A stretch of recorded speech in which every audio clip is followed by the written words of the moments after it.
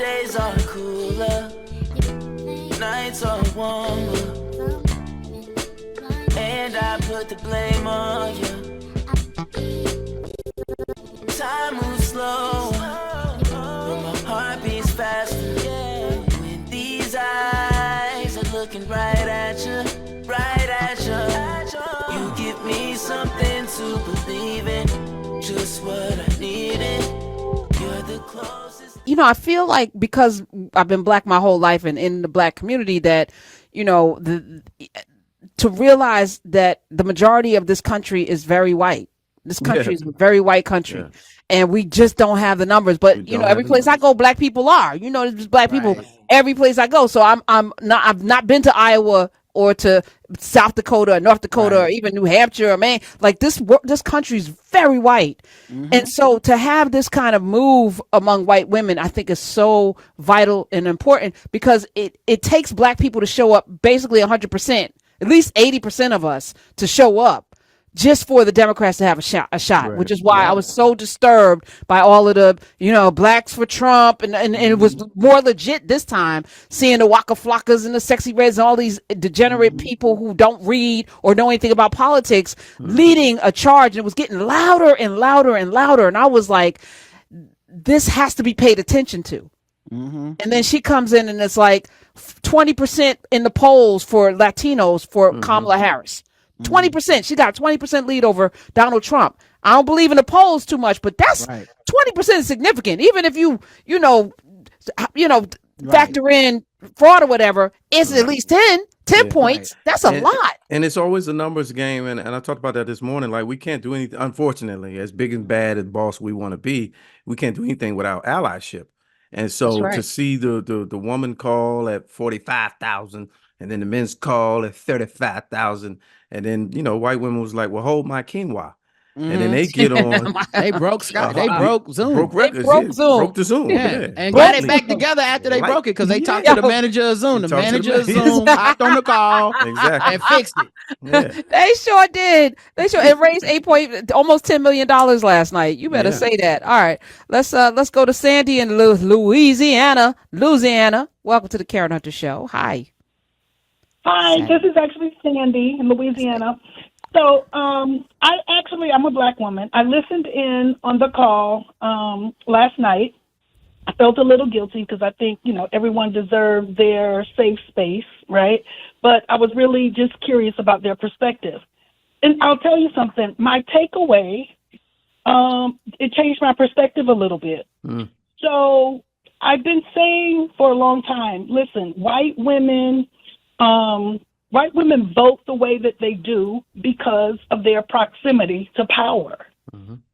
Last night, one of the speakers talked about how white women, the shorthand of it is, are under the thumb of the patriarchy as well. And so I started to think about that in terms of they're not as free as we think they are. Their response, for some of them, right, their response is they're voting the way that they are because it's a trauma response. Much like for us, a trauma response is, they'll never vote for Barack Obama. They'll never put a black man in the White House. They'll never put a black woman in the White House. Our life experience, right, tells us that. That's the belief system based on our life experience. And I believe a lot of white women are voting the way that they are because their life experience has told them there is safety under the wing of the white man. And I think losing Roe v. Wade showed them they're not as free as they thought they were. Right. Like that woke some of them up to like, I thought we was gonna be okay long as we were siding with y'all. And it's like, nah, ain't no distinction over here. And I mean, like I said, it's been 2 years. This is not an anomaly. These white women have been organizing and working and voting for 2 years now straight with no sign of slowing down. And then you put a woman on the ticket against this dude. Oh yeah, they got to get in formation. They better be in formation. Their stuff on the line too. I ain't gonna forget that. I feel like I still feel like if that Roe v. Wade thing didn't happen, they would still be 53% and 55%. Absolutely. Yeah. Which leads me to the arrogance, right? To overturn Roe v. Wade, to overturn affirmative action. It's almost as if, to put out Project 2025. Somebody said, I think it was Kamala Harris, can you believe they actually put that in writing, like at one of her rallies? And the fact that they did tells you that it's like, who's going to check me?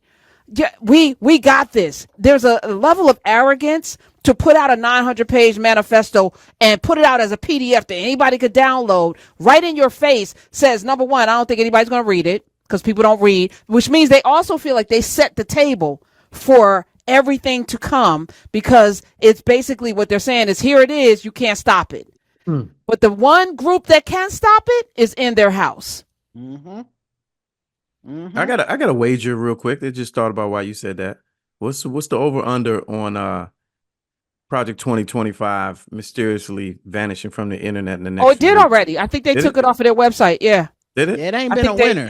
It ain't been going over too easy for them. Yeah, no, I think you could download the playbook, and now I think, let me see, because I had downloaded it, thankfully. Yeah, there was a PDF download. It's not there anymore. Oh, yeah, it's like it's a race. Like if you said somebody had sex with a couch, and then now you can't find no evidence that they ever said that. Like it's like that on the internet right now. My days are cooler, nights are warmer, and I put the blame on you. Time moves slow, but my heart beats faster. When these eyes are looking right at you, right at you. You give me something to believe in, just what I needed. You're the closest.